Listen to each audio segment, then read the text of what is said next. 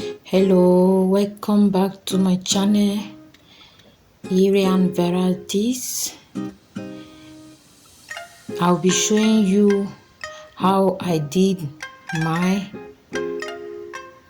Afro wig with Xpression attachments. You can see the way I start. First by coiling the attachment, then before I start making the wig in a crochet way. So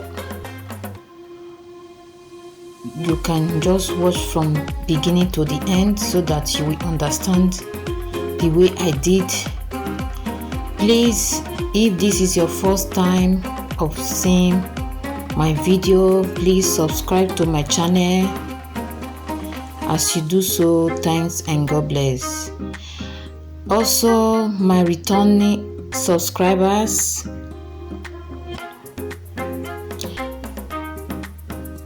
I also thank you all for watching, for your continuous watching my video.